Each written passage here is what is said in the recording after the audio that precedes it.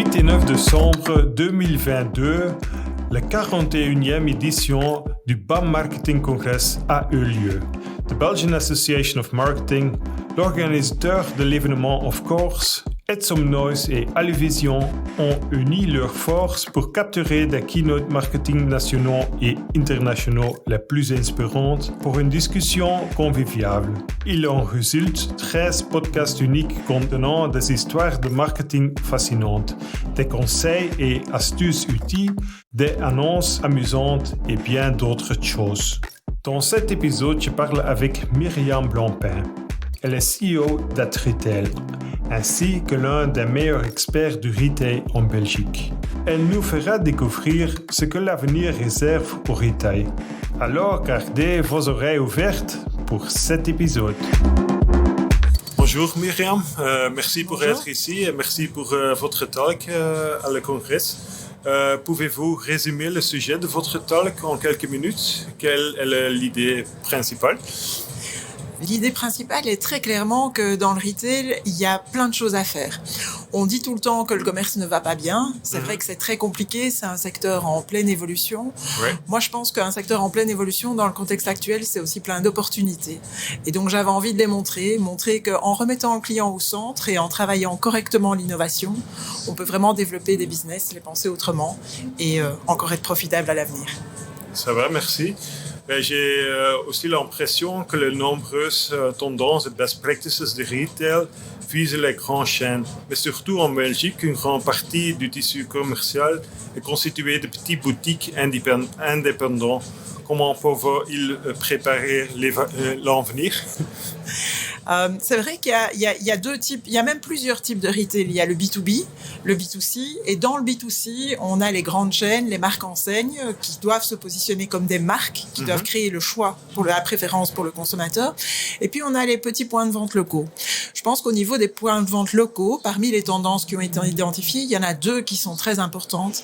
La première, c'est garder le client au centre de votre business. Ouais. Jusqu'à présent, les clients vous choisissaient parce que vous étiez proche, parce que vous étiez sympathique, parce que vous donniez des conseils. Vous pouvez encore demain faire la différence là-dessus. La deuxième chose, c'est effectivement l'innovation est importante. Le client aujourd'hui, il est tant online que offline. Donc, vous devez pouvoir l'accompagner dans les différents points d'intérêt. Et là-dessus, vous devez probablement vous regrouper avec d'autres pour avoir une force suffisante et pouvoir répondre à ces nouvelles attentes. Oui, le modèle plus hybride, ça c'est aussi une part de la solution. Mais j'ai aussi l'impression que l'acronyme ROPO, ça a changé un peu. Puis c'était Research Online et Purchase Offline. Et maintenant, ça ressemble Research Offline, Purchase Offline. Oui, il y a plus vraiment de différence. Je pense que selon les moments, le consommateur va être tout à fait offline, tout à fait online, ou un peu online, un peu offline. Il a le téléphone dans sa poche tout le temps, donc il est de toute façon connecté en permanence. Je pense par contre que l'Internet peut vraiment libérer les magasins. Aujourd'hui, par exemple, pour un petit indépendant, si je prends une chaîne de textile, c'est très compliqué de proposer un assortiment suffisamment grand, suffisamment large pour couvrir toutes les attentes du consommateur.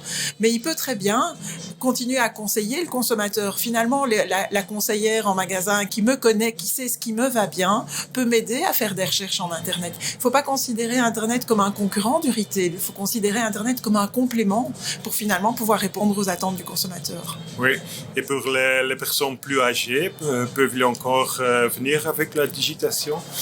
Alors c'est vrai que c'est un vrai enjeu pour les personnes plus âgées. On se rend compte quand même que de plus en plus de personnes de 65 ans et plus sont à l'aise avec les téléphones, avec les technologies. Mais c'est sûr que même chez les jeunes, même chez les gens de 30, 40 ans, il y a certaines personnes qui sont pas du tout à l'aise avec le digital. Il y a des gens qui maîtrisent pas tout à fait la lecture, qui maîtrisent pas suffisamment les langues, ou des personnes qui ont un handicap quelconque. Et donc, par rapport à ces gens-là, il faut qu'on soit attentif, mais c'est pour ça que les magasins ont encore aussi toute leur raison d'être. C'est vraiment un tout. C'est vraiment juste l'idée d'être présent sur le parcours, là où le client souhaite être. D'accord. Maintenant, Amazon s'est lancé en Belgique. Selon vous, qu'est-ce que la significance de cela? Alors, je pense que si Amazon s'est lancé en Belgique, ça démontre encore tout le potentiel de l'e-commerce en Belgique. C'est vrai qu'aujourd'hui, l'e-commerce en Belgique, c'est quand même encore assez restreint si on regarde par rapport à la Hollande ou par rapport à d'autres pays d'Europe. Et donc, très clairement, il y a encore un enjeu là-dessus et charge aux commerçants en grande chaîne ou acteurs locaux d'utiliser cet Internet pour compléter le point de vente. D'accord. Les consommateurs sont de plus en plus exigeants. Comment pouvez-vous mieux créer cela aussi avec les médias sociaux qui sont très importants de l'image d'une magasin? Oui. Alors, je ne sais pas si les consommateurs sont plus exigeants ou s'ils ont juste moins l'habitude de faire un effort. Je pense que c'est plutôt qu'on a tous aujourd'hui plus l'habitude de faire un effort. Avant, on était obligé de mémoriser les numéros de téléphone. Aujourd'hui, on a notre GSM. Avant, on était obligé de mémoriser les dates anniversaires. Aujourd'hui, on a Facebook qui nous les rappelle. Donc, le consommateur cherche un petit extra, un petit truc en plus. Et effectivement, là où avant, on pouvait être juste sur le standard minimum, dire bonjour en magasin, avoir le produit, ça suffisait. Aujourd'hui, il faut créer la petite surprise ou avoir le petit truc en plus qui le fait sourire pour que ça soit un vecteur de préférence. Mais je ne pense pas que c'est plus exigeant. C'est juste qu'il s'exprime autrement et on voit directement quand il est mécontent. Oui, c'était aussi dans votre taille d'être créatif dans les petits trucs et fait une expérience qui est unique. Oui, c'est parfois des toutes petites choses. C'est juste faire sourire. Ça peut être mettre un petit mot dans les cabines d'essayage du magasin. Ça peut être mettre un petit mot derrière le comptoir d'une boulangerie, une petite phrase du moment.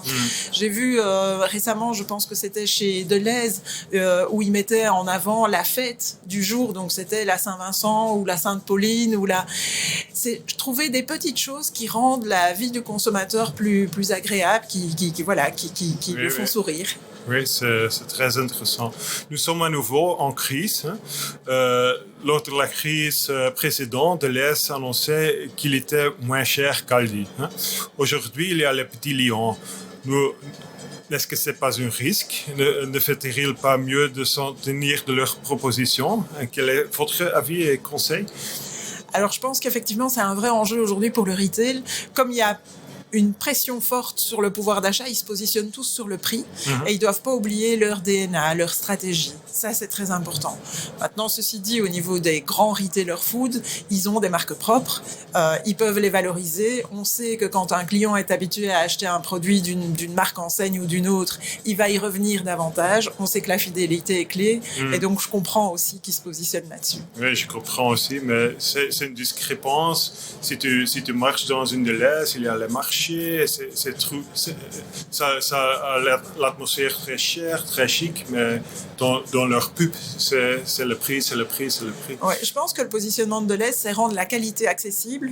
Et donc, au travers des petits lions, ils ont réussi à faire ça mieux que dans des campagnes précédentes où ils se positionnaient directement sur le prix par rapport à Aldi. C'est ça. D'accord, ça c'est tout. Merci d'être ici et merci pour Avec grand plaisir.